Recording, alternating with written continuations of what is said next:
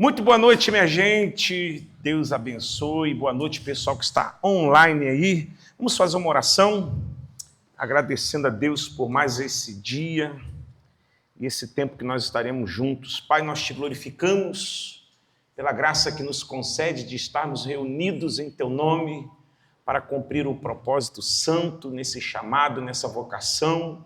E quando hoje nós damos início a essa nova jornada, nesse módulo de pneumatologia, que o teu Espírito, nosso mentor, o nosso professor, o nosso inspirador, a nossa inspiração, a inspiração do seu saber e da sua palavra, nos guie em toda a sabedoria, toda a paz e prosperidade, é o que nós te pedimos. Senhor, tira todo o cansaço, toda a distração da mente e faz com que nós possamos fluir no teu Espírito. É isso que queremos em nome de Jesus. Amém e amém. Véspera de feriadão e nós estamos aqui, né? Deus seja louvado, para falar sobre a bendita pessoa do Espírito Santo.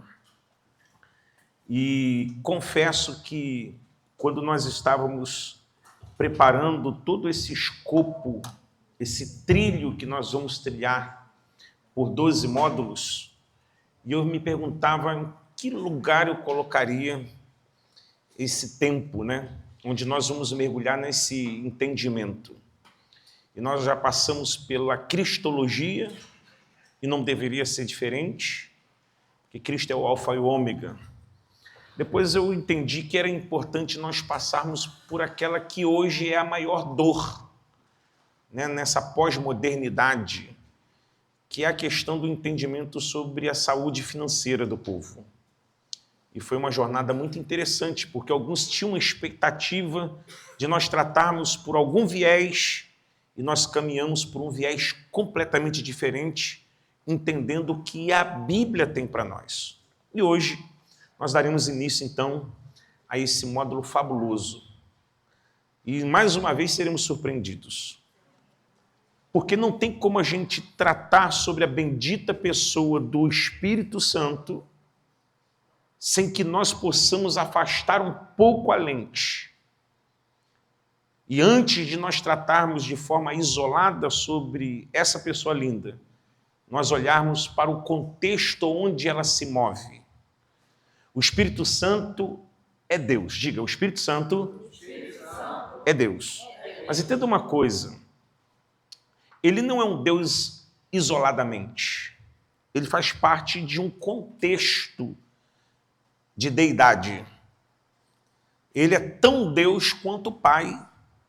Ele é tão Deus quanto o Filho. Aliás, vale a pena a gente já colocar aí um rodapé, né, de grifo, porque nós temos aqui um auditório de líderes, nós temos líderes que nos acompanham online.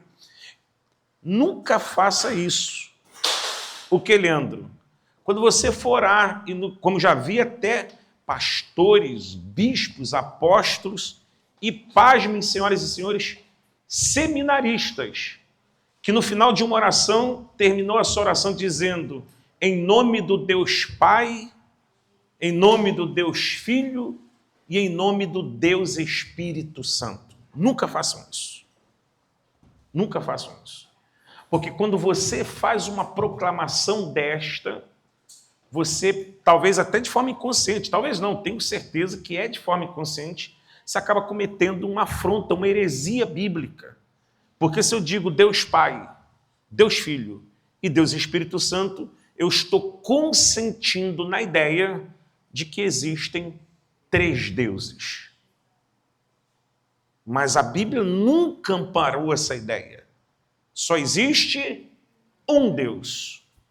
Nós não somos politeístas, ok?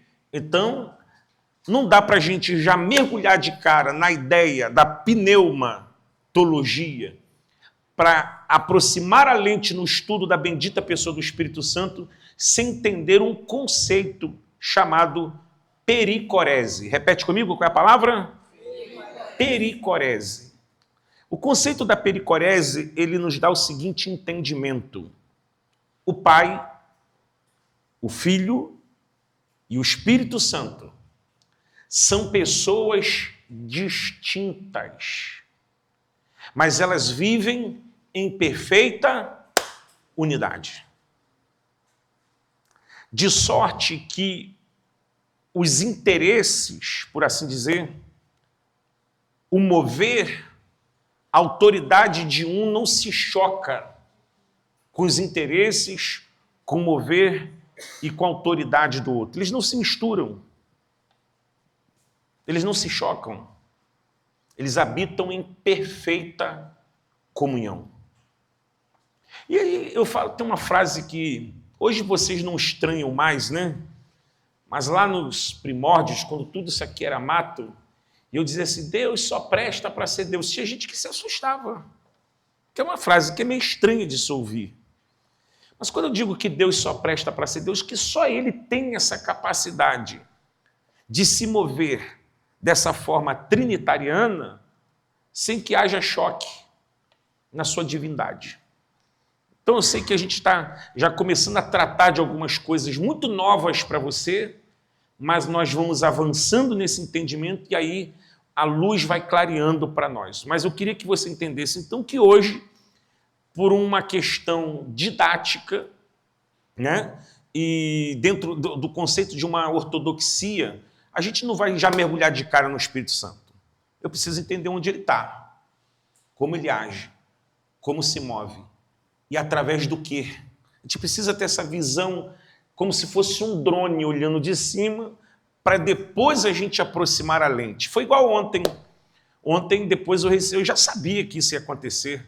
Eu recebi alguns directs no meu Instagram. Caramba, eu pensei que o senhor já vim na seca de Atos 2, eu passei o dia lendo Atos 2, o Pentecostes. Eu falei, mas eu sabia que isso já iria acontecer. As pessoas já queriam essa ansiedade da língua repartida de fogo. A gente precisa entender. E aqui tem uma coisa muito bacana que nós vamos ver daqui a um pouquinho. Ao longo dos anos, foram transformando o ambiente de culto, deturpando o seu principal propósito. Diga, o propósito do culto passa pelo conhecimento. Porque nos primórdios, a igreja primitiva, ela se reunia para aprender. O povo não tinha Bíblia, gente. O povo, na época, vamos falar então do século I, o povo não tinha os escritos sagrados.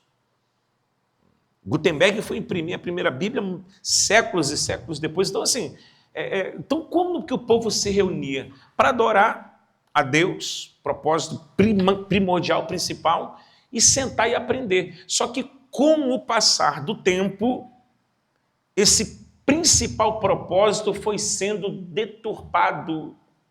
E nós chegamos a esse ponto em que nós vivemos hoje, em um tempo que o culto virou entretenimento. Quem me ouve, diga amém. Você tem essa visão? Para quem está nos visitando pela primeira vez, eu digo que aqui é uma academia de pensadores. Eu preciso provocar você a pensar. E para pensar, você tem que ser um observador. Eu sou uma pessoa que observa tudo. O Mateus, antes dele se tornar um pastor de uma igreja, ele falava assim, rapaz, tudo vira mensagem para você, é porque eu fico prestando atenção. Hoje, ele como pastor, sofre dessa mesma síndrome que eu sofro já há quase 30 anos. E o desejo do meu coração é que vocês também comecem a ter essas neuras, assim, tudo vai virar lição. Porque quando nós nos tornamos observadores, prestadores de atenção, é isso que vai aumentar a nossa sabedoria. Então, se você parar para prestar atenção no que nós estamos chamando de culto nos dias de hoje, está muito mais próximo do que se pretende ser um entretenimento do que um ajuntamento de um povo santo para adorar um Deus santo e aprender mais sobre esse Deus santo. Quem me ouve, diga amém. Amém. O culto é para isso. Adorar a Deus e aprender sobre Deus.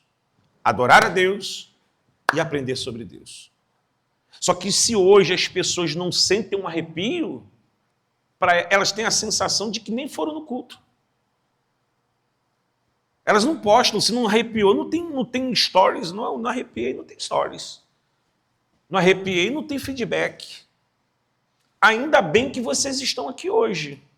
Porque se o ambiente do culto não te fornece conhecimento, aprendizado, pelo menos aqui, eu não tenho compromisso nenhum em arrepiar vocês. E nem lá tenho também. Mas aqui, sobretudo, é de que nós precisamos mergulhar nas Sagradas Escrituras e entender a mente de Deus, ok?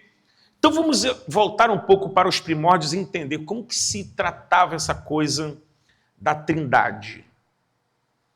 A gente jogou uma poeirinha em Cristologia sobre Trindade.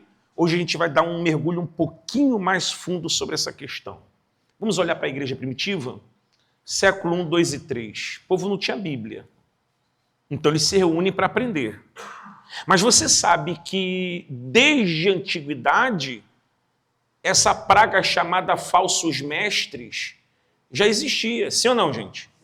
Tanto que se você for olhar as cartas paulinas, em grande porção o teor era doutrinar a igreja e desconstruir os ensinos dos falsos mestres, porque eles já estavam por ali.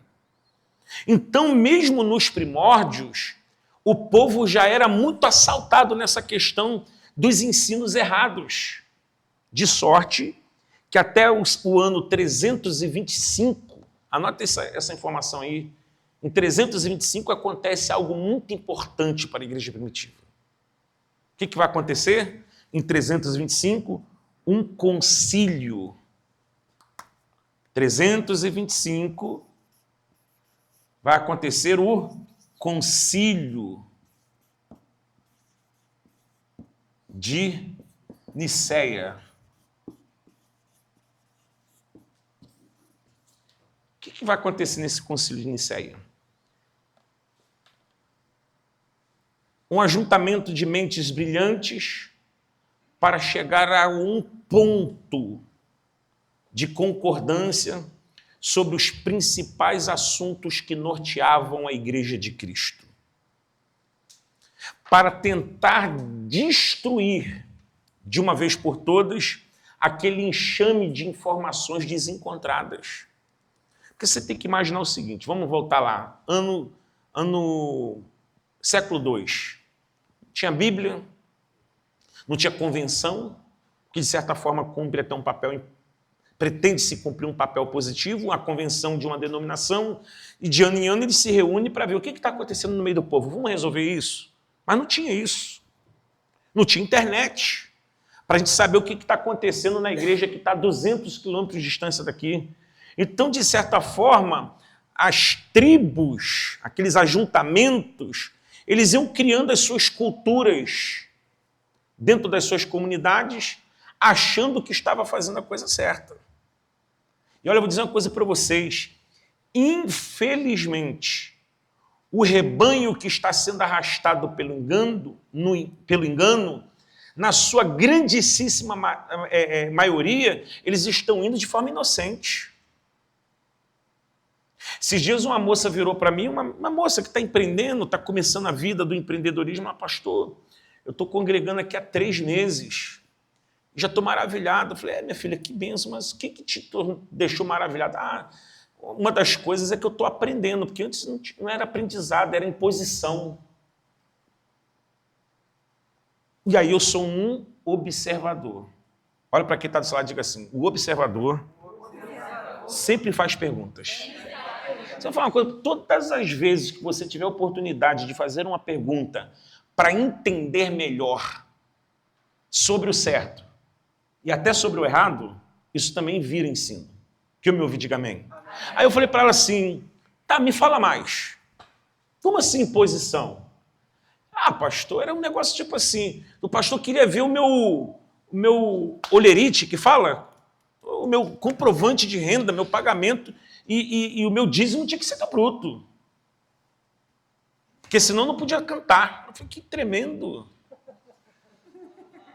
Algum dia ele já se distraiu, apareceu um chifre, um rabinho pontudo, nada disso. Porque isso é obra do diabo, irmãos. Sim ou não? Isso é coisa de pastor ou é do diabo? Isso é do diabo, gente. Mas tem gente chamando isso de pastoreio. Mas tem gente chamando isso de apacentamento. Para mim, o nome disso é apaucentamento. Que apacentamento é outra coisa. Apacentamento é abrir a Bíblia e explicar a Bíblia. Acabou, não precisa inventar nada.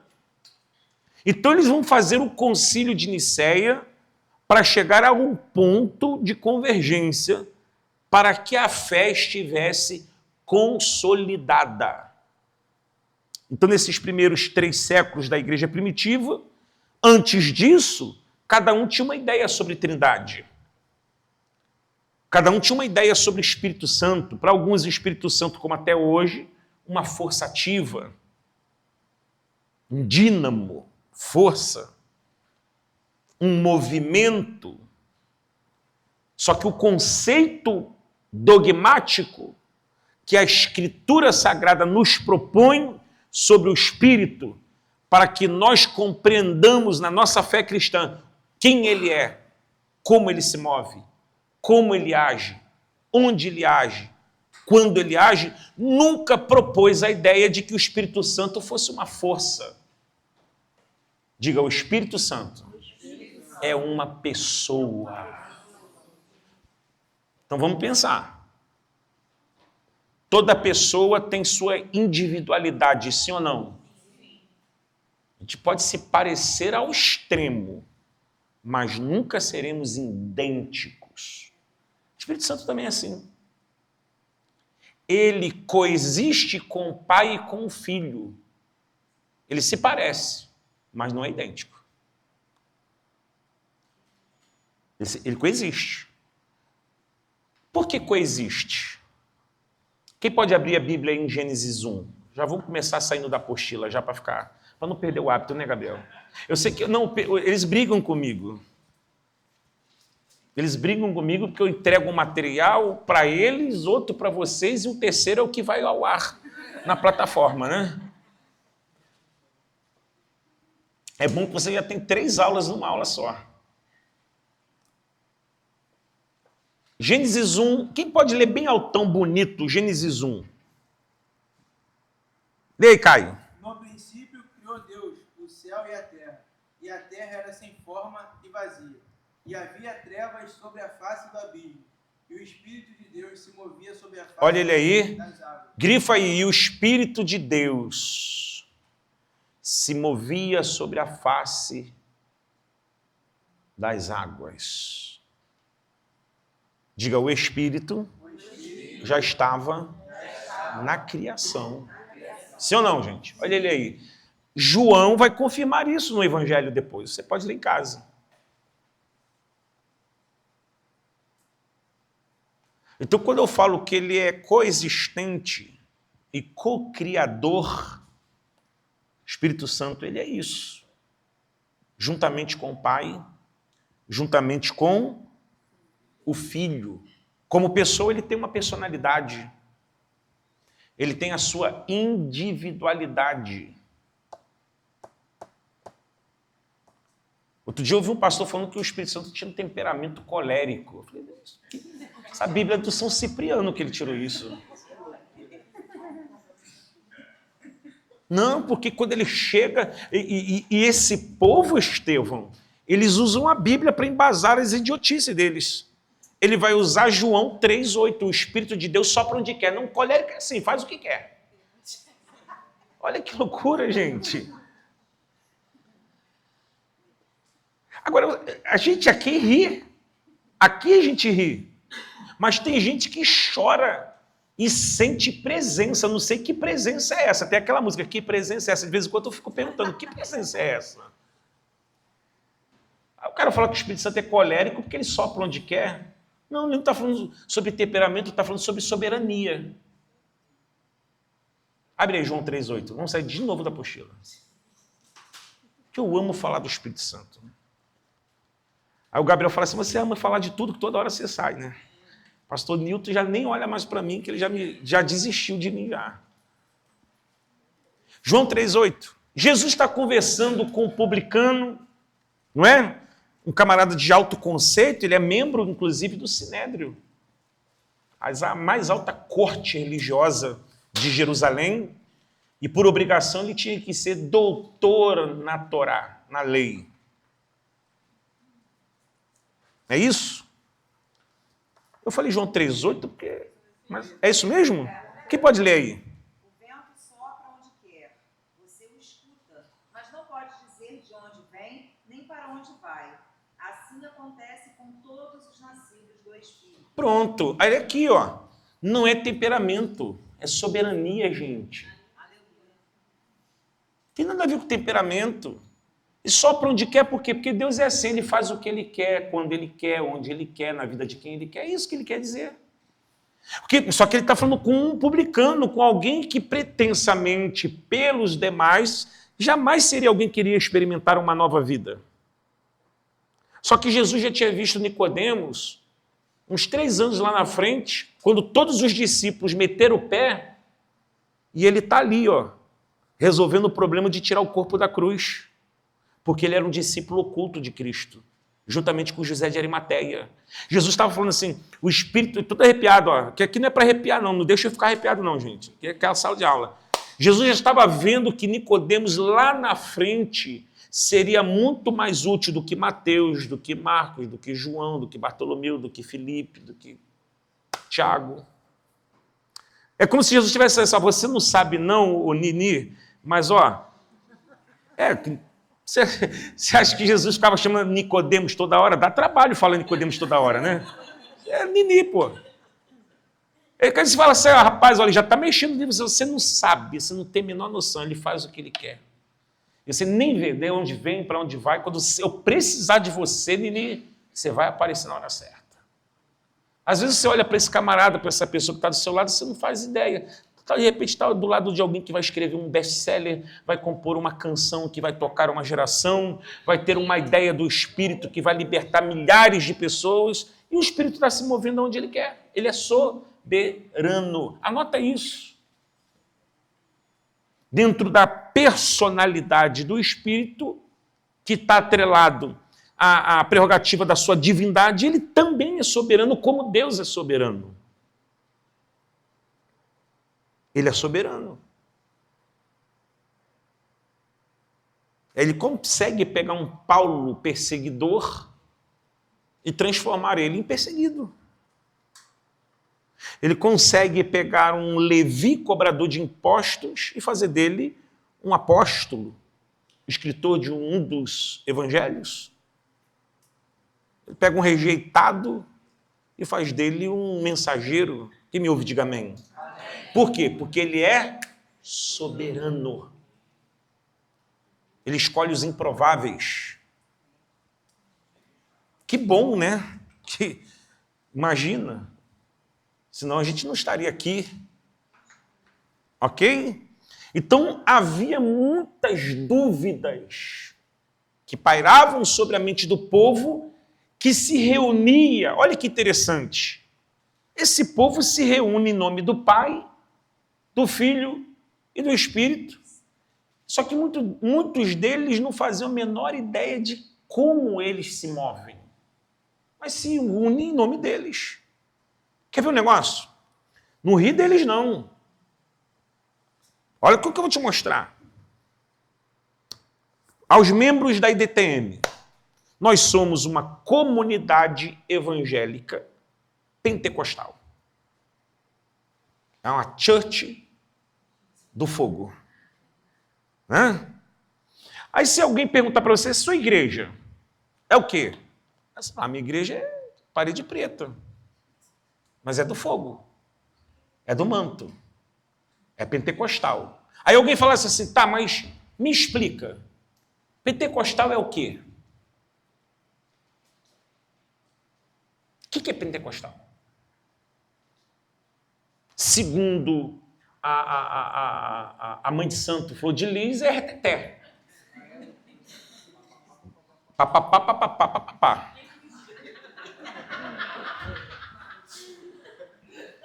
O que é pentecostal, gente? É corta-cana? Fazer aviãozinho? É falar em línguas? Olha, tá caindo uns negócios aí, ó. O fogo tá entrando aí, ó. Você entende que tem um mover diferente hoje aqui na aula, né? O que é pentecostal? Vamos lá. Eu estou querendo te provocar para você pensar. Você que é membro da igreja IDTM, Igreja Deus Tem Mais, Comunidade Evangélica Pentecostal. Aí alguém te fala assim, tá, mas me explica, o que é pentecostal? Ah, sei lá, um negócio que arrepia. O que é pentecostal? Aí alguém, assim, um pouquinho mais cuidadoso vai falar assim, não, é porque a Igreja de Cristo pressupõe-se que ela nasce de forma oficial em Atos capítulo 2, quando se deu o evento, né, que está escrito, e chegando o dia de Pentecostes. Tá, mas o que é pentecostal? Porque ontem quem estava aqui aprendeu que aquele Pentecostes tinha muito mais a ver com colheita do que com poder. Entrou poder na festa da colheita, mas era outra coisa. Então, eu quero levar você a pensar que nós podemos fazer parte do movimento que a gente nem sabe o que esse movimento representa. Faz sentido, sim ou não, gente? Sim. E a gente está aqui, tem gente que está 1 ano, 2 anos, 3 anos, 5 anos. E, tá, mas o que é pentecostal? É o culto mais avivado? Não. Porque daqui a pouquinho a gente vai aprofundar um pouco no entendimento que no dia de Pentecostes, de Atos capítulo 2, estava todo mundo assentado. E o fogo veio. Os maiores avivamentos a nível mundial, eles não aconteceram em ambiente de culto, eles aconteceram em ambiente acadêmico. De uma aula que veio alguma coisa diferente e vai.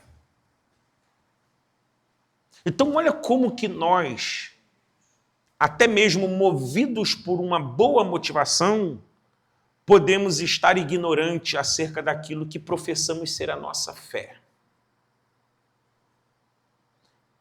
Essa semana passada eu comecei uma reunião com um grupo de pastores e nossa igreja, né, a IDTM, ela tem um documento chamado Confissão de Fé da nossa igreja. O que essa igreja acredita? E eu estou ampliando esse documento e eu vou entregar uma cópia impressa desse documento para cada membro da igreja, que você precisa ler isso e entender qual é a sua confissão de fé. No que a sua igreja acredita e que você precisa crer também. Faz sentido isso, gente? Sim ou não? Então, o concílio de Nicéia, estou contando tudo isso para você entender. Por que da importância do concílio de Nicéia? Foi para resolver esse problema. Era para mostrar àquela igreja primitiva que ela precisava saber no que ela acredita. E não só ser um ajuntamento de gente que se reúne em nome de Jesus, mas alguns nem sabiam dizer quem Jesus era. Porque nós aprendemos aqui na união hipostática que Jesus ele era 100% Deus e 100% homem. Mas tinha gente que congregava lá no século II dizendo assim, não, ele se parecia homem, mas não era homem não, ele era Deus. Mas a gente aprendeu pela Bíblia que ele era 100% Deus e... Mas tinha gente que não acreditava assim. Mas se reunia em nome de Jesus.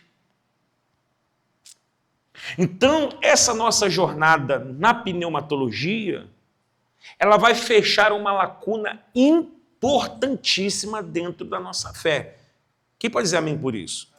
Porque quando eu compreender de forma clarificada quem é essa pessoa, que ele é muito importante, Paulo chama ele de professor, de guia, paracleto. Jesus disse, eu não vos deixarei só, enviarei um outro consolador. A palavra paracleto, ele é semelhante a mim.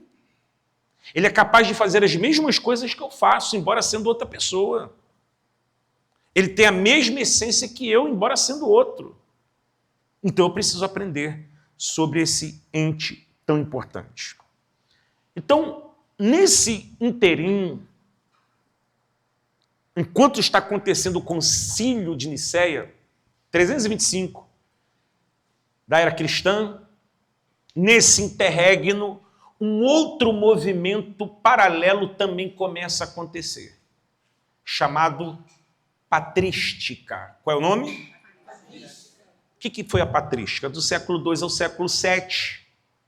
Um grupo de homens santos, capacitados, idôneos, com autoridade, para representar os interesses da igreja cristã, como formadores de opinião. Isso foi esse movimento da patrística, do século II ao século VII. Então vamos conhecer alguns desses ícones que foram tão importantes, e não só para aquele povo, para nós também. Inclusive, Gabriel, hoje nós vamos entregar o perfume, né, da ganhadora. O próximo sorteio, me ajuda a comprar Confissões de Agostinho. Eu quero dar esse livro para quem vai ganhar. Na nossa livraria tem. Tem? Ah, então eu quero dar o que não tem aqui. Coloca aí a Trindade, então, de Agostinho. Tem também?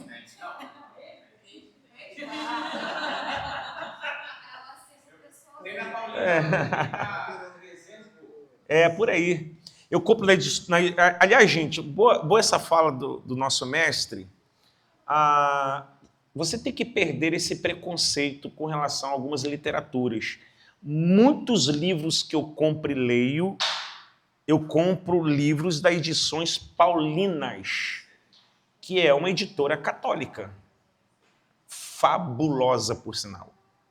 Tá? Então fica uma dica aqui. Inclusive, eu vou botar, me lembra disso depois, mestre, para a gente deixar disponível na plataforma um dos escritos da patrística lá. Vamos escolher um bacana para deixar com eles. Tá? Então vamos lá, vamos pegar aqui alguns nomes que foram importantíssimos dentro desse conceito aí da patrística. Bota aí, Agostinho de Hipona, ou Santo Agostinho.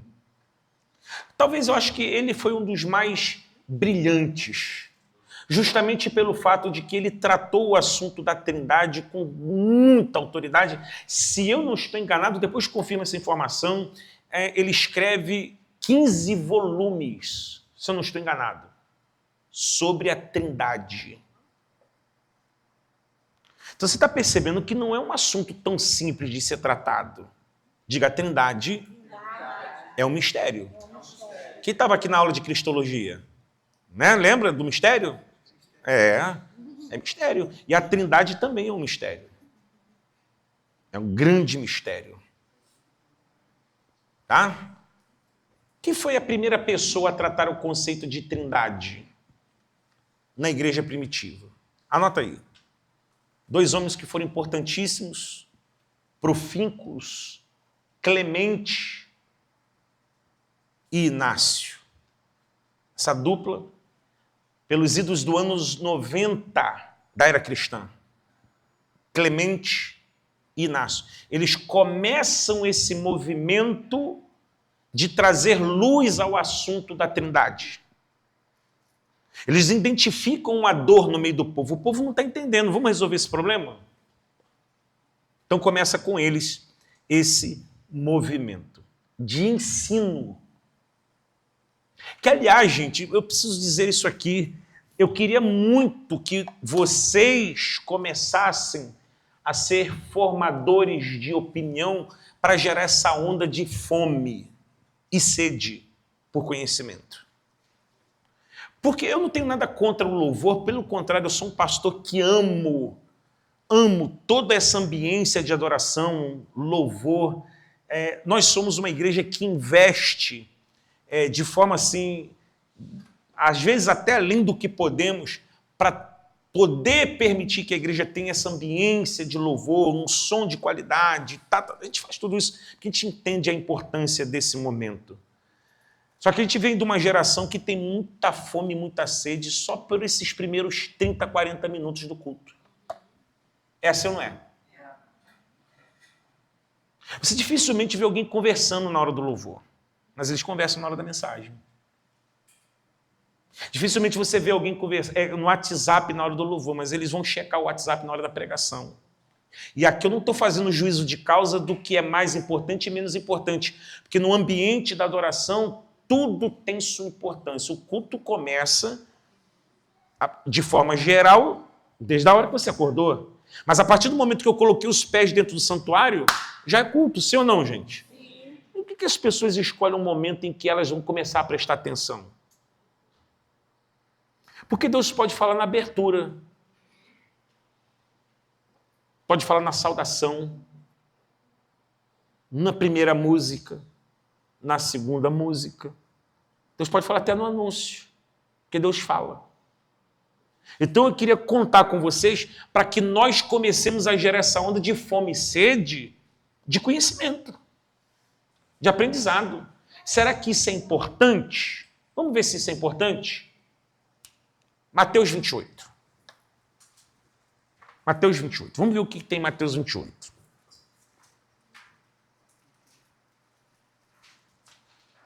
Deixa eu confirmar aqui. Evangelho por Mateus, capítulo 28, verso 20. É 20? Deixa eu ver aqui. Não, vamos a partir do verso 18. Pode ler. Então Jesus aproximou-se deles e disse: Foi-me dada toda a autoridade nos céus e na terra. Portanto, vão e façam discípulos de todas as nações, batizando-os em nome do Pai, do Filho e do Espírito Santo, ensinando-os a obedecer a tudo o que eu lhes ordenei. E eu estarei sempre com vocês até o fim dos tempos. Então, dentro desse texto, nós temos 4 verbos importantíssimos. 4 verbos importantíssimos. Olha aqui, ó. O verbo ir, o verbo fazer,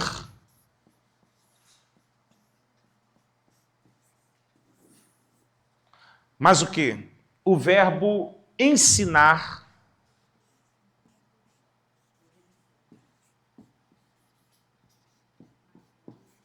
e o verbo batizar.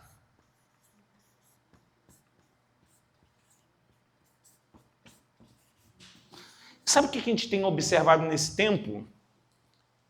E se nós, aí eu falo de mim e de nós, quando eu falo nós, os que congregam na IDTM, a gente vai ser uma igreja que cumpre o ID, faz evangelismo, faz GCA, pequeno grupo, macrocélula, ID. Cumpre o verbo fazer, discipulando, visitando, cuidando. Tá ok. Estamos batizando? Estamos, vai ter batismo inclusive agora. Ok. E o ensino? Cadê o ensino? Mas essas são as últimas palavras de Jesus no Evangelho. E eu pergunto, e a classe faz a resposta dentro da sua retórica. As últimas palavras de um homem tendem a ser as mais importantes, sim ou não? Sim. Claro que sim. Aí, por último, ele vai dizer isso aqui, ó. Ide, fazei, ensinai, batizai. Será que esses 4 verbos são importantes? Extremamente importantes. Mas por que a gente está elencando o que está dentro e o que está fora? Porque eu tenho percebido, como eu disse no início, que a igreja desse tempo tem sido uma igreja que promove muita sensação e pouco ensino.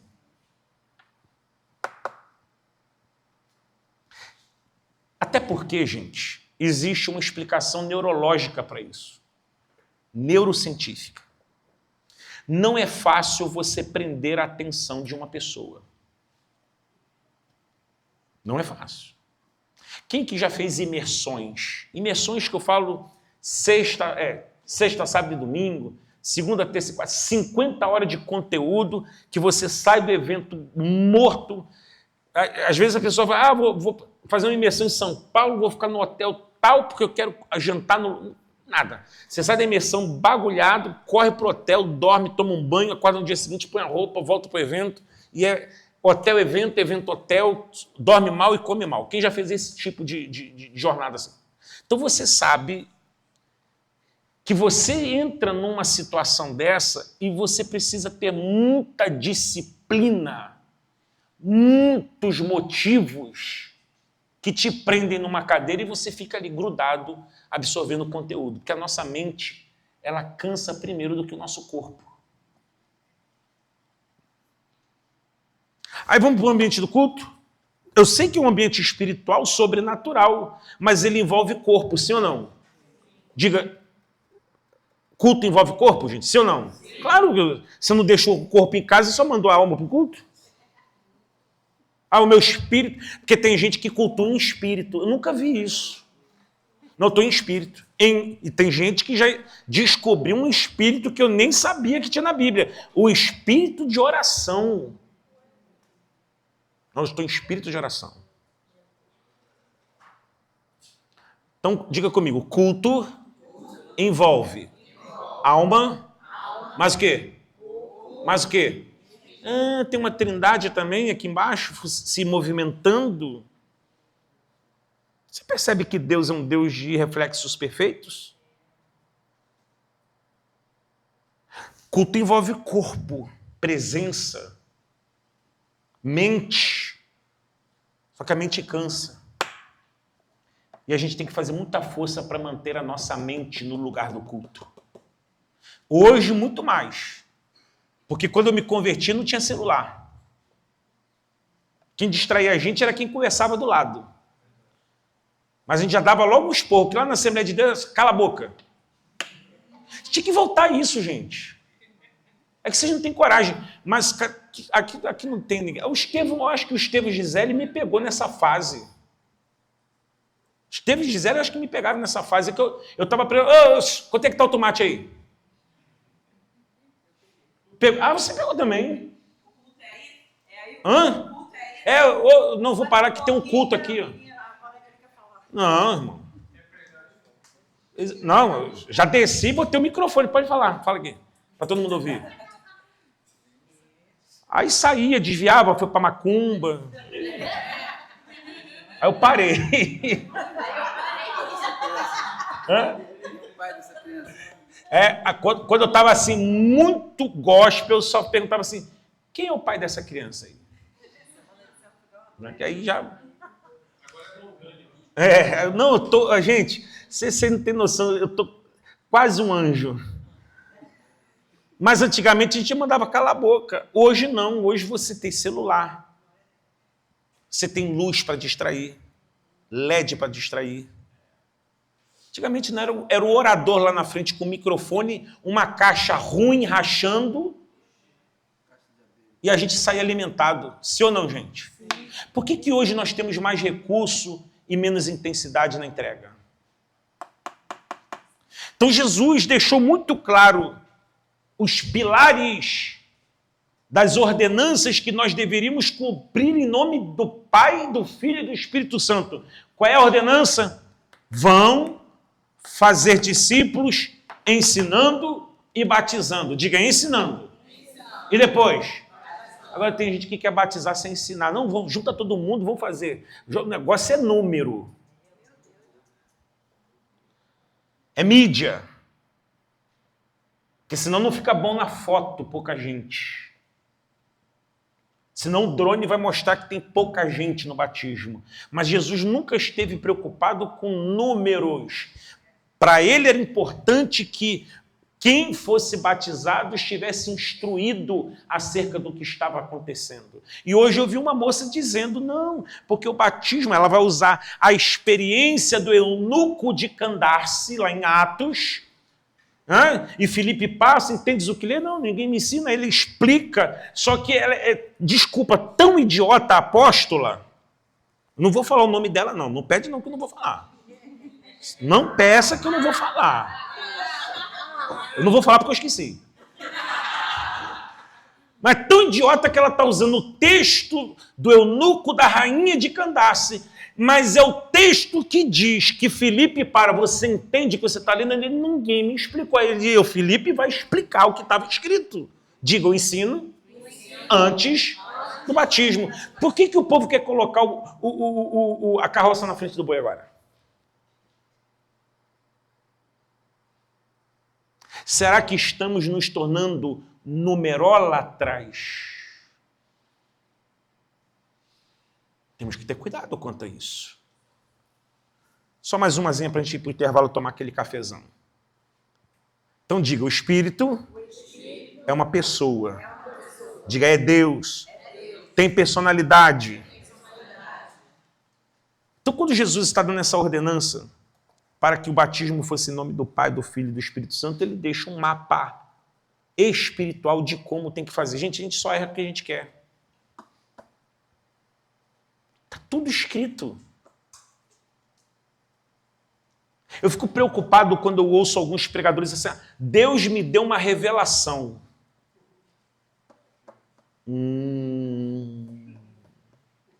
Que revelação seria essa, hein? Por quê? Eu aprendi que a revelação já está revelada. Quem tem Bíblia aí? Levanta a Bíblia. Olha a revelação aí. A revelação está aí. Não tem mais nada para ser revelado, gente. Já está tudo revelado. Não, é fresca. E já vi gente dizendo assim, o que vocês vão ouvir, vocês nunca ouviram. Aí a minha preocupação é maior. Porque pelo menos Jesus tem que ter dito o que ele vai dizer. Ou um dos apóstolos, porque o nosso fundamento é apostólico. Então, se o que ele tem a dizer ninguém nunca falou, que fonte é essa, irmão? Mister M. Mas sabe o que acontece? É a maldita vaidade. É a maldita necessidade de impressionar. A gente não precisa disso não, gente. Você vê que até Jesus não inventou a roda. O que Jesus pregou? O que estava escrito. Porque quando Satanás se apresentou a ele no deserto, ele inventou alguma doutrina, ele só disse, está escrito. Está escrito. Está escrito. Ele não saiu do texto em nenhum momento. Tomar um cafezinho para a gente voltar mais animado. Que horas que a gente volta? 9h05. Vamos lá. Isso aqui. Vamos lá, minha gente. Vamos lá? Então, próximo sorteio dia 17, Gabriel? Ok. Eu vou fazer uma artezinha e vai colocar aí para a gente contemplar quem é que é sorteado, ou quem é que concorre. Quem, como dizia o finado Silvio Santos, quem está em dia com o carnê do baú. Né? Não adianta rodar a roleta, ganhar se não... Rigorosamente em dia com o carnê do baú da felicidade. Né? Essa é uma forma de disciplinar vocês também e reconhecer a maneira como vocês levam a sério tudo isso. Bom, vamos para o segundo bloco. E essa é uma aula magna, né?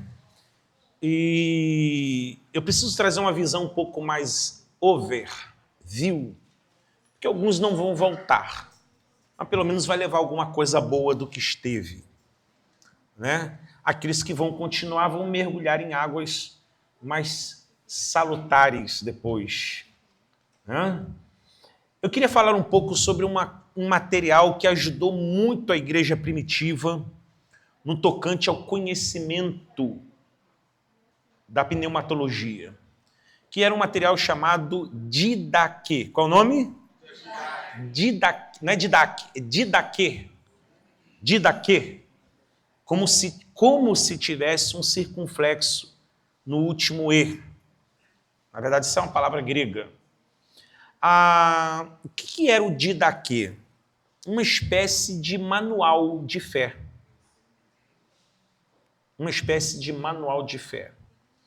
Como era muito difícil para os irmãos da igreja primitiva possuírem um exemplar das Escrituras, eles precisavam compartilhar, ou inclusive a expressão partir do pão tinha muito a ver com isso, tá? Porque não tinha disponível exemplar dos escritos sagrados, Então o partir do pão passava por esse viés também de estarmos juntos para comer da mesma fonte. Aquela escritura, ou a paraxá, que era a porção do dia. A porção do dia se chamava paraxá entre os judeus. E o que era o didaquê? Uma espécie de manual de fé, que era a forma de facilitar a caminhada dos novos crentes dentro da sua doutrina. Alguns aqui, como eu, tiveram o privilégio de congregar em uma igreja que tinha semanalmente um culto chamado culto de doutrina. Quem participou dessa bênção aqui? Levanta a mão. É um povo mais feliz, né? Inclusive, na igreja onde eu congregava, nessa ocasião, não era qualquer um que entrava. Por exemplo, não entrava visitante no culto de doutrina. Só entrava membro. Mas também não era qualquer membro. Tinha que ser o membro que estava com o dízimo rigorosamente em dia. A carteirinha era carimbada no verso. Até a ceia para ser tomada, em alguns casos, tinha uns diáconos que eram usados pelo Satanás. Lá em Belfort, a gente tinha um diácono Ovídio. Mas pensa num... Se Jesus salvou o Ovídio, eu creio que ele salva qualquer um, gente. Brincadeira, porque qual era a nossa implicância do Ovídio? Ele ficava no setor dos jovens durante o culto, tomando conta daquele setor. Os jovens sentavam juntos. E ele não deixava a gente nem olhar para o lado. O Ovídio era um mestre de obras. Ele não tinha mão, ele tinha uma penca de banana no pulso. Cada dedo dele era uma banana da terra. Cada dedo dele. E ele pranchava a mão na nossa nuca mesmo, no meio do culto. Ele... Tá! E é para a gente tomar um se liga. Pensa no ódio. Gente, quem nos desviou naquele tempo, nunca mais desviou. Porque hoje, se um obreiro briga com um filho de um crente, ele não volta mais na igreja. É assim ou não é, gente? E aí? Isso, olha, tem igrejas que já foram, inclusive, tiveram que responder processos dentro de cláusula de constrangimento, porque o obreiro chamou a atenção de um jovem. Não, mas meu filho foi constrangido, foi exposto. Aqui vai se dar mal, porque nós temos regimento interno. Mas, infelizmente, a grande maioria das igrejas não tem um documento que possa proteger a instituição com um regimento interno que diz o que pode e o que não pode. Você tem uma noção de como as coisas andam? Eu imagino que alguns já têm esse radar.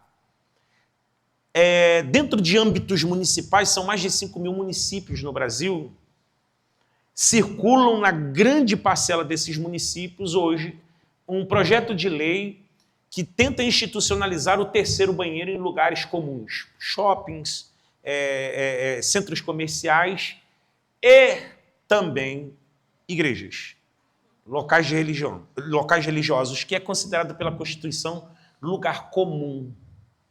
Só que isso choca com o interesse do artigo 5º, porque a Constituição diz que o ambiente da fé possui o seu próprio regulamento, o que vale e o que não vale aqui dentro, e a Constituição protege o local do culto. E esses dias eu estava dentro de um evento, estava ali alguns políticos, e eu falei em ampla voz, eu falei, que Deus me guarde desse dia, se é que esse dia vai chegar, onde se tornará obrigatório que igrejas tenham um terceiro banheiro. Porque provavelmente eu seria um pastor encarcerado. Então a gente vive um meio de uma batalha espiritual, e aí tem gente brigando, gente, por picuinhas. Olha como que a coisa é mais séria. Então o didaquê, ele tinha essa finalidade de institucionalizar o culto, a fé, para que a igreja tivesse uma só linguagem. Escreve essa frase.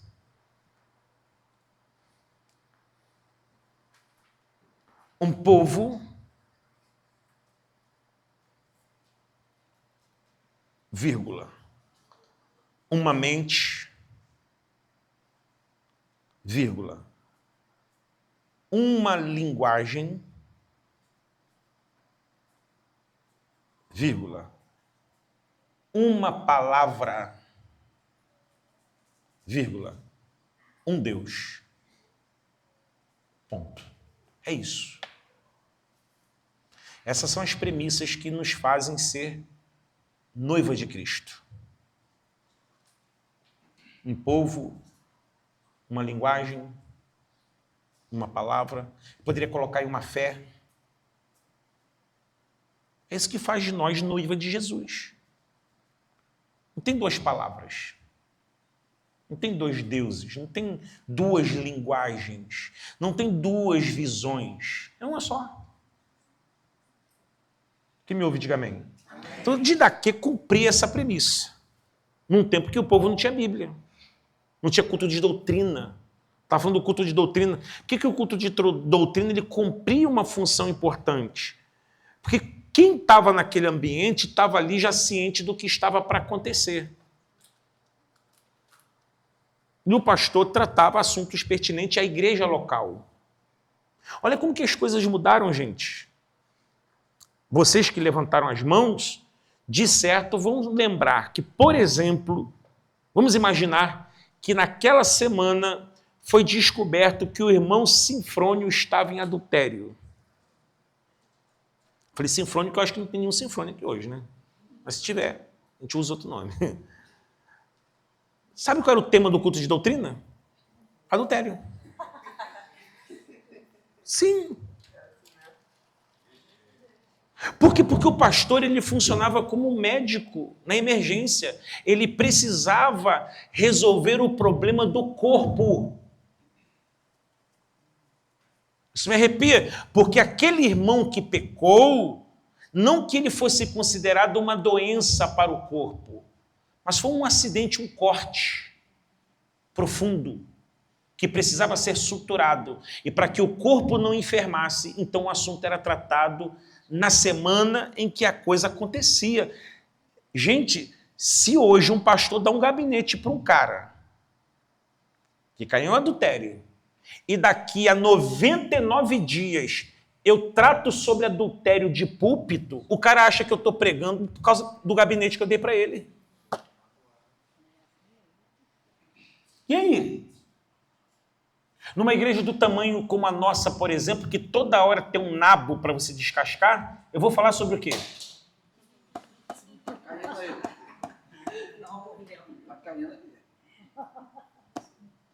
Como é que a gente resolve esse problema? É por isso, gente, que liderança não é fácil. E a primeira coisa que Deus tem que nos curar dentro de uma liderança é da vaidade de tentar ser aceito por todos. Nosso compromisso tem que ser com a verdade, com a palavra. Quem me ouve, diga amém. Amém. Fiz muito claro para você isso. Então, Didaquê vinha resolver esse problema. É assim que essa comunidade funciona. Nós cremos dessa maneira, nessas coisas. O culto tem uma liturgia. Ele funciona assim. Pois não, mestre? Maravilha, porque eu vou usar inclusive o artigo 7 aqui agora como um exemplo para nós. Então, olha, nossa liderança vai deixar disponível para você um exemplar completo da Didaquê para você depois se familiarizar com esse tipo de informação, que é muito importante e vai te enriquecer. Mas já que o nosso mestre deu a deixa ali, olha o que diz, por exemplo, a Didaquê quanto ao batismo.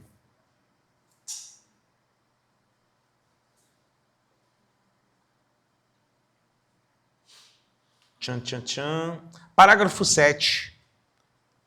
Da Didaquê tem um inciso chamado celebração da vida, que o batismo ele era chamado celebração da vida. Tá?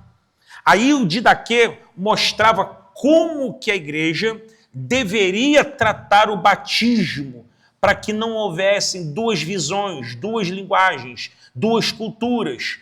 E aí ele diz assim, olha, parágrafo 7. Quanto ao batismo, façam assim, depois de ensinar essas coisas. Pegou o link de Mateus 28? Ele está usando o texto para endossar uma cultura. Antes do batismo, tem ensino. É isso que eu gosto. Aí ele diz assim, ó, na continuidade, batizem em nome do Pai, do Filho e do Espírito Santo em água corrente. De daqui. Se não houver água corrente, usem outra. Se não puder ser fria, que seja morna. Inclusive, botar resistência para torar aí no batismo, que tá... É que eu já estou ligado na didaquê, né? Se não... Agora, alguns aqui vão quase desviar, hein? Se não houver quantidade suficiente para imersão, derramem água 3 vezes sobre a cabeça. Aspersão. Em nome do Pai e do Espírito Santo. Outro dia um irmão virou para mim e falou assim, que absurdo. Pastor, derrama ou espirra? Seria ablução ou aspersão? Na didaquê é derrame.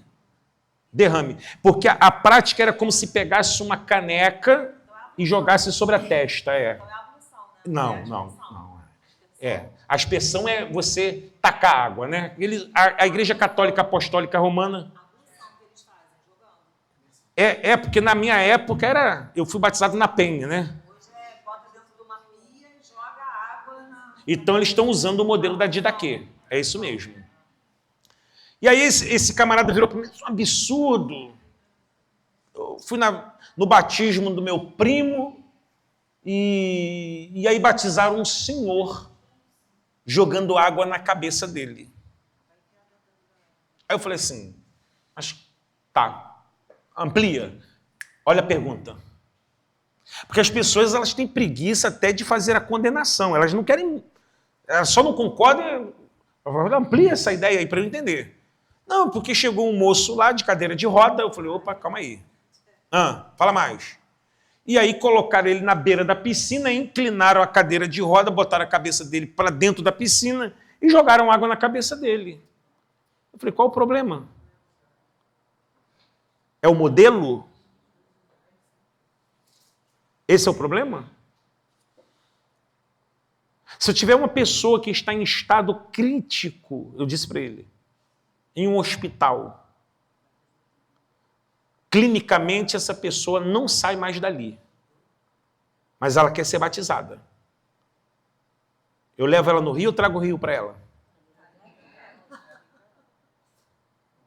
Você vê como que a gente se prende a modelos. Então você percebe que a didaquê veio e resolveu, falou até da água morna, que tinha batismo no inverno. E aí nós estamos falando dentro de um ambiente europeu, mais frio do que aqui na América do Sul. Então, para ninguém ter desculpa, tá muito... Oi? Vai estar frio pra caramba. Mas fica tranquila que a gente já tem uma solução, minha filha. Essa água quentinha. Aleluia. Então, escute. Não tem desculpa para ninguém se batizar. Tá calor, água fria. Tá frio, água quente. Pode entrar na água, mergulha. Não pode entrar na água, a gente taca água em você e tá tudo certo. Acabou. Acabou o problema. É claro que a gente já teve situações aqui na igreja, inclusive, de pessoas que, portando algum nível de deficiência, inclusive mental. E com todo cuidado a gente fez o batismo por imersão, mas avaliando caso a caso, porque se tiver que chegar ao ponto de fazer um batismo e jogar 3 aguinhas na cabeça, tá tudo certo, irmão. Já estou avisando, a gente está fazendo um didaquê aqui nessa sala de aula, porque se algum dia você vê isso acontecer, ih, pastor, tá virando padre. Entendeu? E não é. Reverendo Leandré, né? Abre aí Romanos 8:31. Olha como que Paulo, que mente, né? Eu estou pensando que um dos nossos módulos poderia ser teologia paulina. Quem acha essa ideia bacana? Você faz um tempo só mergulhado na teologia paulina. Vamos pensar sobre isso. Mas olha aqui, Romanos 8:31. Quem pode ler? E diremos, pois, diante dessas coisas, se Deus é por nós, quem será contra nós? Certo? Pode ir. Aquele que não poupou o seu próprio filho, mas o entregou por todos nós, como não nos dará juntamente com ele e de graça todas as coisas?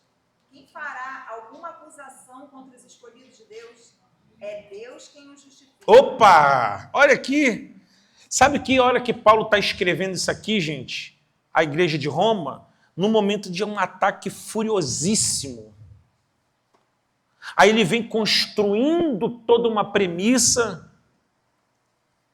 para derramar essa isca aqui para os religiosos. Vocês querem me condenar do quê?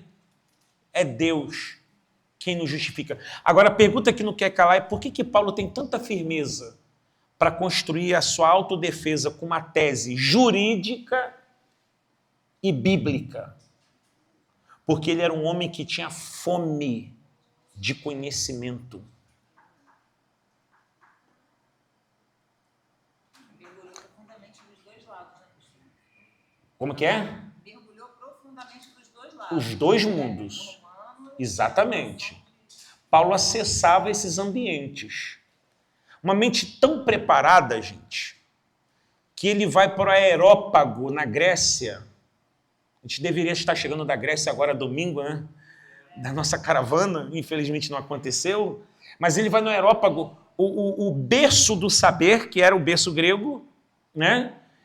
E no lugar que era central, o púlpito mais visado, que era no Aerópago, onde Apolo construiu o seu renome nos seus discursos, e ele faz o seu discurso dos mais brilhantes ao Deus desconhecido. Paulo usa uma cultura local para construir a defesa da tese da sua fé. Então deixa eu desconstruir uma coisa que é romântica, mas não é bíblica. Não se emocione quando alguém disser assim. Eu tenho que fazer força para lembrar a frase, porque eu tenho tanta raiva dessa frase. Deus não escolhe os preparados, como que é? Deus não escolhe os capacitados, mas Deus capacita os escolhidos. Esse versículo está na Bíblia de Zé Pilintra. O colégio dos meus filhos usava essa frase na agenda. De onde tiraram isso? Para mim, isso é história de preguiçoso. Sim ou não? Que aí eu falo assim, não, mas Deus não escolhe os capacitados, então eu posso ser essa bosta que Deus me escolhe. Deus escolhe para salvação, mas para usar não, filho. Que para usar tem que ser capacitado. Diz um amém com raiva. É porque você vai ter que ler, vai ter que estudar, vai ter que buscar. Por que não foi Pedro o apóstolo da graça? Se Jesus deu a ele a chave. Mas foi qualquer chave? Não. A chave para a igreja judia. Porque a igreja gentílica, o representante do evangelho da graça se chama Paulo, originário de Tarso. Por que foi Paulo? Porque ele se debruçou por anos aos pés de Gamaliel, tinha dupla cidadania, ele era poliglota e ele tinha uma ênfase jurídica para construir um raciocínio de defesa brilhante como nenhum outro teve. Aí Deus falou assim, esse é o cara que eu preciso. Depois que ele recupera a visão, ele vai para as Arábias. 9 anos, aproximadamente. Ou seja, ele já tinha, vamos falar assim dessa forma metafórica, ele já tinha graduação, mas depois da experiência ele vai fazer uma pós-graduação. E a gente tem preguiça, gente. Você percebe que a experiência da visão no caminho de Damasco, ela foi um start, um gatilho, mas ela não foi suficiente para começar a obra.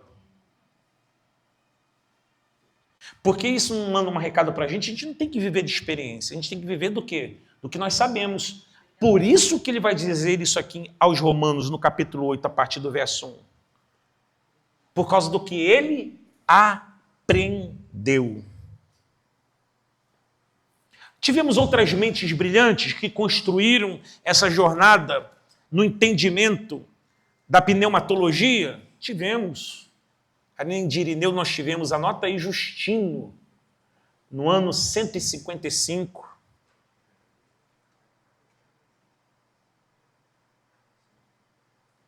Eu falo, homens que eu não seria digno de tomar uma xícara de café com eles, gente. Piedosos, santos homens de Deus, que gastaram a vida, a saúde, a mente, coração debruçado sobre o texto, e ao final de tudo, mesmo tanto sabendo, se consideravam sabedores de nada. Bota mais aí, Tertuliano, esse foi um dos últimos, né? Ano 197. E por fim, como nós já citamos aqui, vamos tratar um pouco, vamos usar algumas coisas mais profundas sobre Agostinho de Hipona, influenciado por Aristóteles, depois de Tertuliano, no ano 197, Agostinho de Hipona. Vamos pegar agora um contraponto apologético aqui. Algumas igrejas, no tocante à doutrina do Espírito Santo, elas são consideradas unicistas. Unicistas. Por exemplo, Testemunho de Jeová. Alguém que já foi do salão? Ali. Então, Testemunho de Jeová. A doutrina da Torre de Vigia, ela traz um prisma unicista, onde o Espírito Santo é uma força ativa e não uma pessoa. Também, juntamente com eles, a Igreja Adventista do Sétimo Dia, os Mormons, e a Voz da Verdade, né, que é liderada pelo pastor Moisés, canta o hino tão bonito, né? Então eles têm uma visão unicista. Eles não creem na Trindade.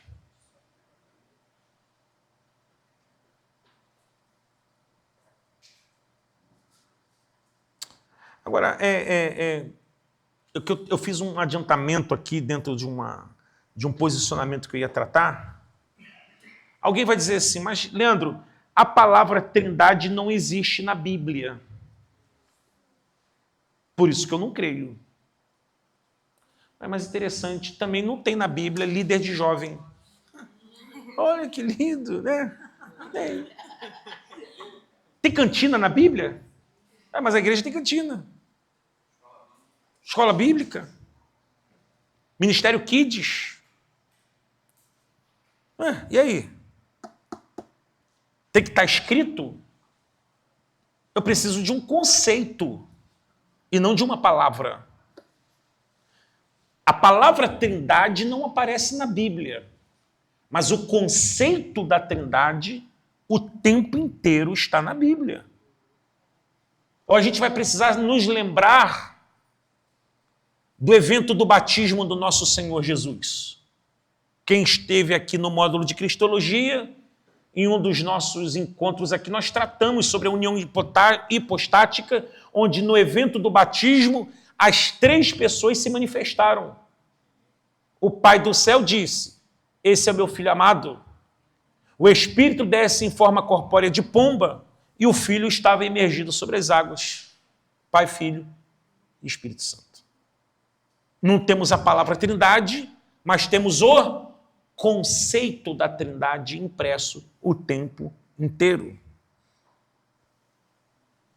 Então, quando alguém disser para você assim, não, mas a palavra Trindade não tem na Bíblia, você derruba a tese assim, sua igreja tem cantina? Tem, lógico que tem. Mas a cantina não tem na Bíblia também.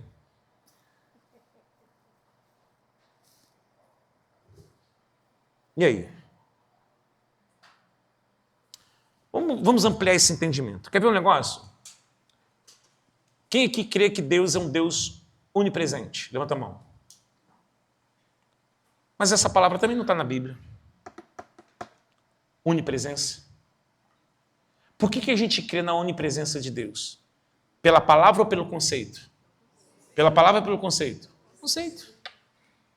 A palavra onisciência não está na Bíblia. Onipotência não está. Mas nós temos convicção plena de que o nosso Deus ele é onisciente, onipotente e onipresente. Mas isso não está escrito na Bíblia. Salmo 139. Salmo 139. Eu quero falar sobre conceito, tá? Porque nós estamos tratando trindade. Palavra que não está na Bíblia, mas tem conceito. Vamos ver sobre conceito. Se isso serve para nos embasar, Salmo de número 139. Interessante, só deixar aqui uma informação. Esse é um salmo davídico, tá? E dos 150 salmos, ou terrilins, somente 73 é de autoria davídica. E esse, o Salmo 139, é um deles. Eu vou abrir aqui, porque eu quero dar uma breve navegada nesse Salmo. Ele tem uma particularidade interessantíssima. Na sua Bíblia de papel, tem alguma coisa na epígrafe deste Salmo? Quem pode dizer? O que está aí, minha filha Jai? Então está aqui, ó. A grande maioria das Bíblias em língua portuguesa tem na sua epígrafe onisciência e onipresença de Deus. Quem mais tem isso aí na sua epígrafe? Levanta a mão. A grande maioria aí, né?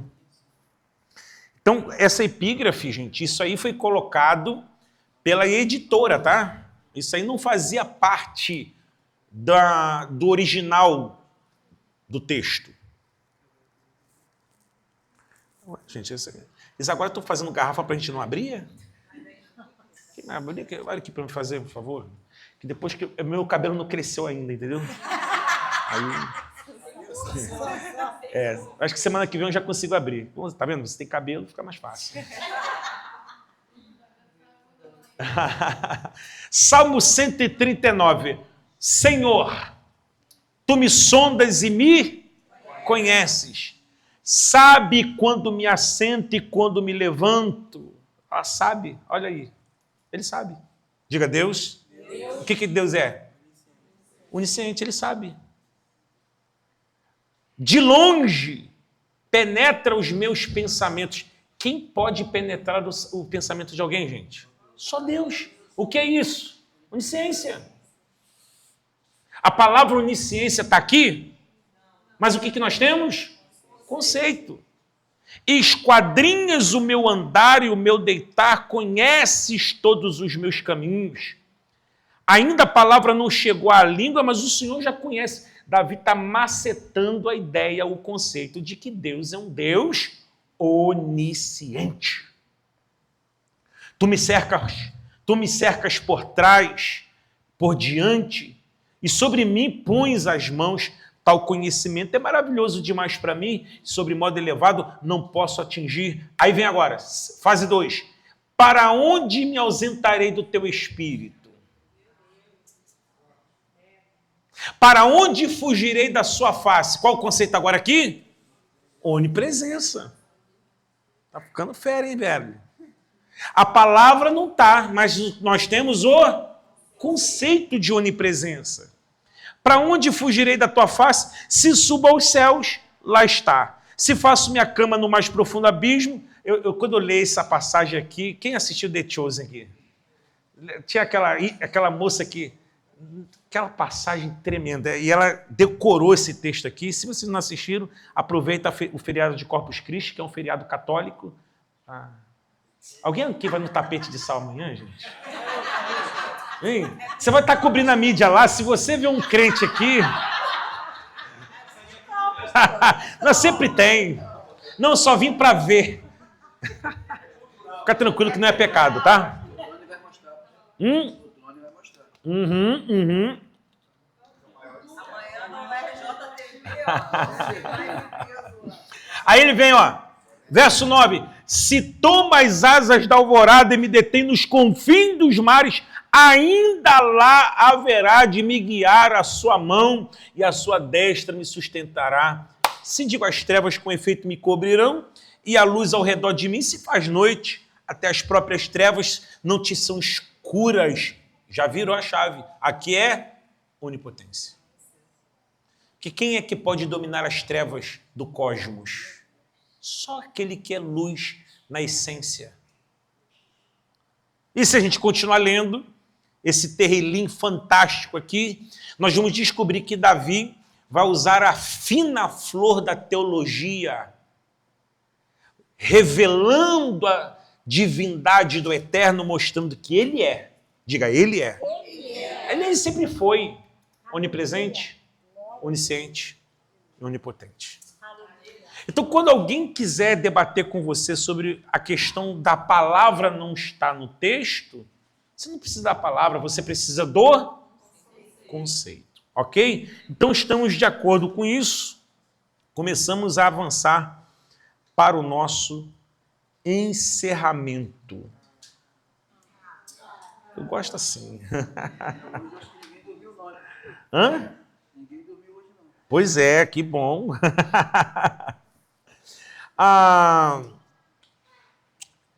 Olha como que nós somos assim. Nós somos, gente. Guarda isso aqui.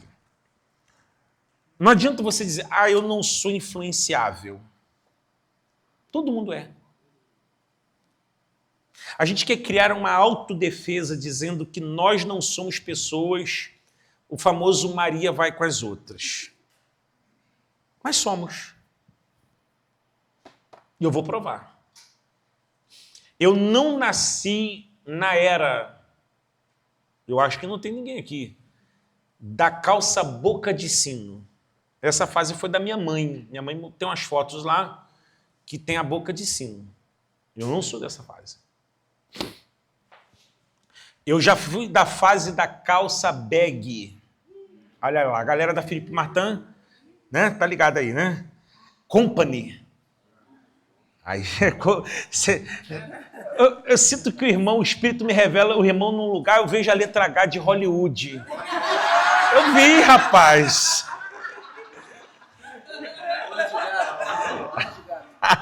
Qual que é o nome? Olho de gato. Então a calça bag. Quem não conheceu a calça bag era a calça que era a cintura alta, aí ela fazia um balão aqui e tal. E era quase que um item obrigatório do charme. Olha o charme aí. Quem foi do charme também? Alguém? Olha aí, Souzão marcando passo lá no baile. Etiantiomere, né, mano? Meu Deus. Sangue de Jesus. Era obrigatório. O sapato Nauru. Alguém que usou tamanco de madeira? Era uma das coisas mais charmosas que existiu no tempo. Agora, olha aqui para mim. Até o ano passado, qual era a moda da calça masculina? Skinny. Graças a Deus, o anjo do bom senso passou na terra. Já não é mais. Que é uma questão de gosto. Eu, particularmente, nunca curti muito. Aí, imagina que se eu chegasse aqui hoje, eu estou com uma pregação lá, está escrita lá em casa, que Deus não me autorizou a pregar ainda. Mas qualquer dia que eu for eu ia falar sebo, né? Brechó. Eu vou no brechó, eu vou caçar uma calça de boca de sino, vou deixar ela guardada. O dia que Deus me autorizar, um dia eu vou chegar num domingo aqui com a calça boca de sino. Você está duvidando, varão? Pri, você duvida, Pri? Aí. Gente, para ensinar... Como é que é? A figurinha eu já tô calejado já. Olha, Paulo disse assim, ó, me fiz de louco. Então, para ensinar, a gente vai fazer o que for necessário. O que eu quero dizer com esse conceito? Que algo que já foi bom, do nada passa a ser ruim. Quer ver um negócio? Se eu chegasse aqui com a calça boca de sino e um tamanco de madeira, você nem ia prestar atenção na aula. Não, porque outro dia eu fui passar a compra no caixa. Eu vou falar isso aqui. Não foi no Carrefour não, tá, minha filha? Fica tranquila que não foi. Eu fui passar a compra no caixa. Eu acho que a menina tinha acabado de sair da clínica do Olaf. Porque a sobrancelha dela, gente... Ela devia ser uma parceria com a Nike, de repente. E eu não conseguia parar de olhar para a sobrancelha da santa serva de Deus. E ela falou, a compra acabou e ela falou o valor 3 vezes, eu estava hipnotizado. Sério? Não, então você imagina o seguinte, se eu chego aqui com um tamanco de madeira, uma calça boca de sino, eu ia ser ridículo, sim ou não? Mas se eu pegar a foto da reunião geral de obreiros da Assembleia de Deus de Madureira em 1970, o presidente da convenção e os seus discípulos estavam todos vestidos assim. O que mudou? O que mudou? Eu quero que você entenda que quando nós olhamos para determinadas culturas, eu não posso denominar cultura de doutrina. Esse foi um erro que alguns dos nossos pais na fé cometeram. Chamar cultura de doutrina, usos e costumes de doutrina. Uma liderança que tinha preguiça de ensinar, porque alguma coisa era pecado e falava assim, por que é pecado? Porque é pecado. Tatuagem era pecado? Por que era pecado? É pecado porque é pecado. Eu quero que seja pecado. Louvado seja meu nome. Era quase assim, sim ou não, gente? Era quase isso. Não podia ter televisão em casa. Rádio. Pastor, na minha Assembleia de Deus que a gente fazia parte, podia brinco, mas não podia ser de argola. Podia esmalte. Porque a argola é coisa de escravo. Podia esmalte, mas não podia vermelho. Vermelho é pombagira, também é demais, né, irmão?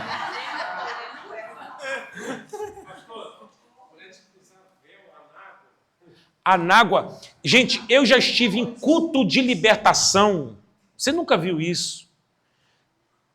2 itens quase obrigatórios do culto de libertação antigamente. Número 1, óleo ungido. Número 2, acetona. Vai gerar os maus da pombagira. Porque de repente a irmã se manifesta, a moça endemoniava, antes de orar tirava o esmalte com acetona. Porque o entendimento das pessoas é que aquilo era uma porta de possessão demoníaca.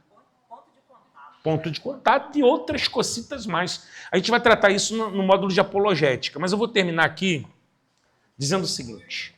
Por que eu entrei nesse ponto, nesse conceito? Porque eu não posso transformar a experiência em doutrina. E o pentecostalismo, que vai ser o tema que nós vamos mergulhar um pouco mais profundamente na pessoa do Espírito Santo na próxima aula, ele se fundamentou mais na experiência do que no texto.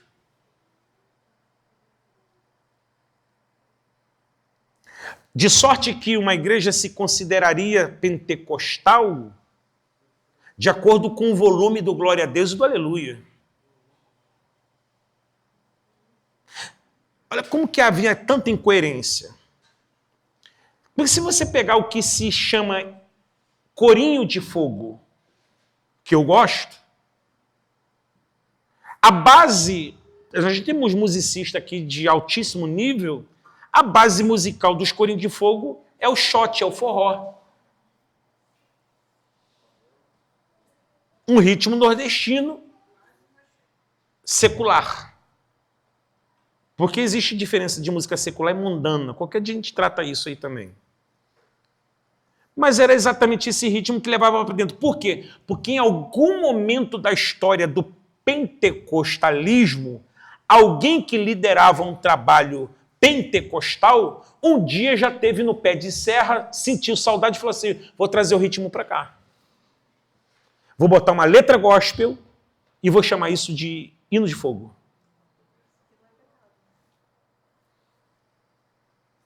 O que é isso, gente? Transformar a experiência em doutrina. Porque Deus não se prende a ritmo. O ritmo nunca foi um problema para Deus. O Salmo 150 vem aqui para dizer exatamente isso. Todo ser que respira. Cada um respira do seu jeito. Toca no seu ritmo. Então o pentecostalismo, ele cometeu essa falha grave. Em vez de se consubstanciar no texto, se consubstanciando em experiências. Quem que já foi de monte? Não é quem já foi no monte, eu estou falando quem já foi de monte. Gente de monte, gente, é aquele que subia, ou se não subia na sexta, ou subia no sábado. Quem já foi de monte aqui? Levanta a mão. Você já deve ter ouvido a lenda da folha que pega fogo no monte. Quem que ouviu esse negócio? Quem aqui já trouxe uma folha do monte e ficou olhando ela pegar fogo dentro do... Eu sei que você fez isso. Mas você não vai admitir porque tem vergonha. Eu cansei de trazer folha de tinguá para dentro da minha casa, gente. Que eu era do monte de sexta para sábado e de sábado para domingo. E de fato, eu estou contando, gente, não é que ninguém me falou, não. As folhas acendiam no monte. Até que um dia eu conversei com um biólogo. Não, folha. E aí ele explicou, eu levei a folha para ele e falei, cara, mas isso aqui acende no monte. Ele falou, claro que acende. Aí ele pegou e falou assim, isso aqui está cheio de um fungo que, de acordo com a força da luz lunar, ele reflete como um ponteiro de um relógio verde fluorescente. Acabou a graça do... Eu nunca mais fui no monte, gente, tipo disso. Ah, não, mano. Eu ia só por causa da folha, velho. A minha Bíblia era cheia de folha. Já não precisava mais nem da folha para brilhar, né? Vagalume. Gente, já vi cada coisa. O que eu quero estabelecer aqui? Conceito de que experiência não fundamenta a doutrina.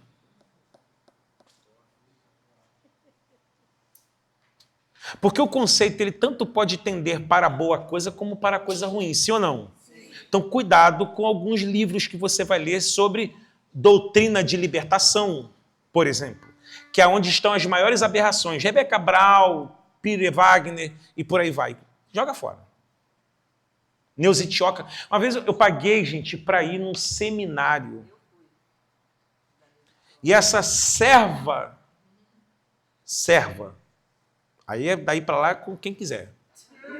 Eu só falo até aqui, serva. Já morreu, pastor. Já morreu? Não posso nem dizer que o senhor a tenha, né? Porque a gente não sabe. Olha para mim, eu vou terminar. Na doutrina da libertação de Neuza Itioca, sentir sono era sinal de possessão demoníaca.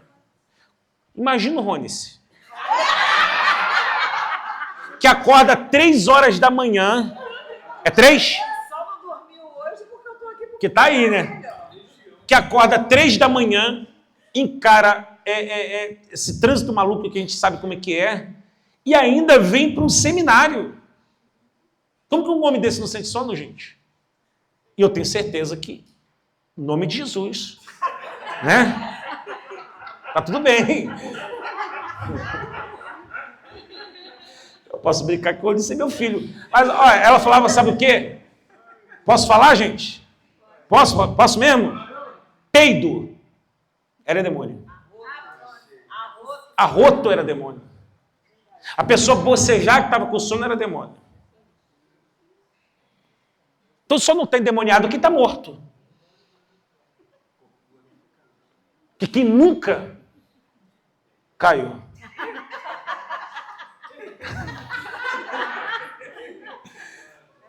Então diga comigo bem forte, diga, experiências não constroem doutrina.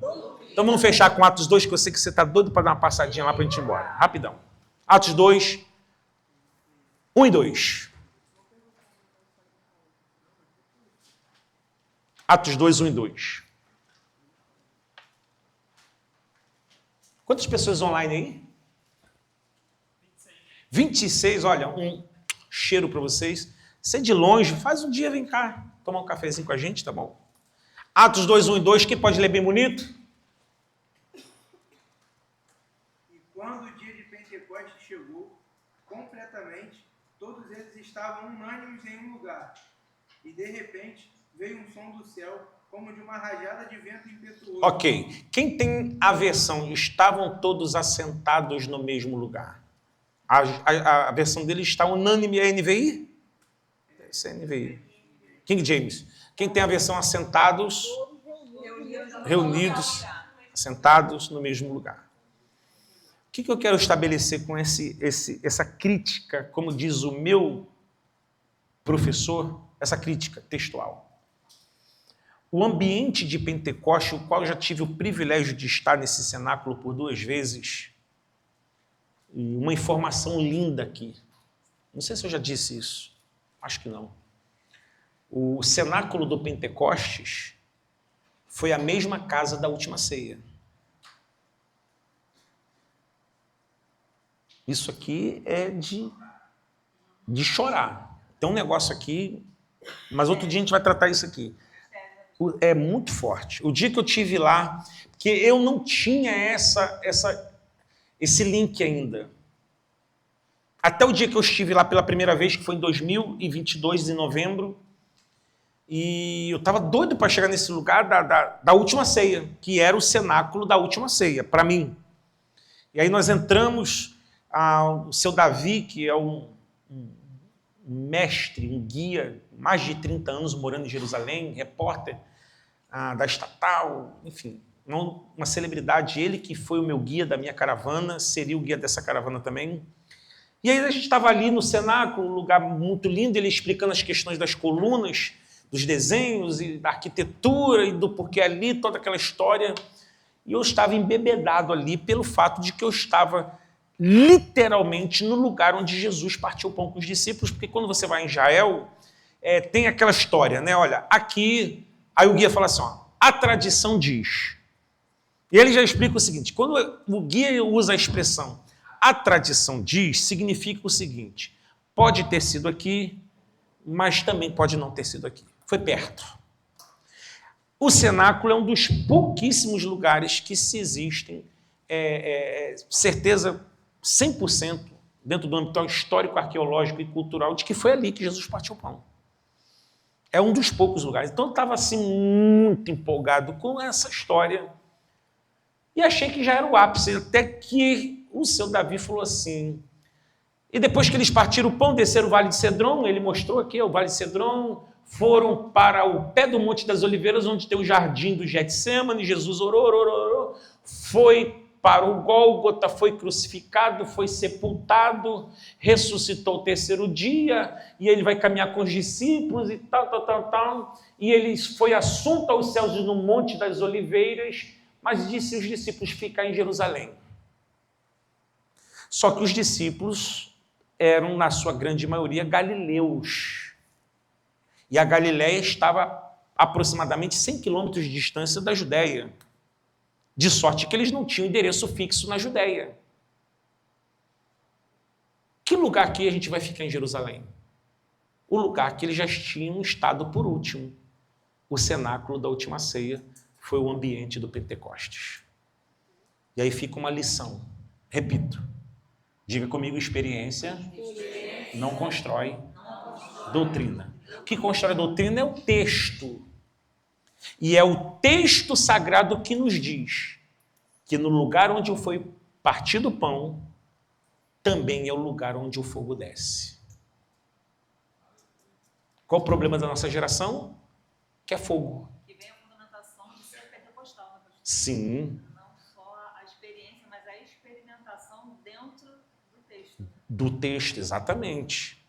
O problema da nossa geração é um só, gente. Que é fogo. Mas despreza o pão. A experiência do Pentecoste se deu no lugar onde o pão foi celebrado. E que é o pão, se não a palavra? Que Deus nos dê muita fome desse pão. E que na proporção da nossa fome pelo pão, seja a visitação do fogo na nossa vida também. Que Deus em Cristo nos abençoe. Um excelente feriadão para vocês e aos que estão aqui como convidados nessa noite, que vocês estão na decisão de efetivarem-se como nosso aluno nessa jornada incrível que contempla 2 anos, 12 módulos, mais de 360 horas num ambiente espiritual e de saber como esse aqui. Um cheiro, até quarta-feira que vem.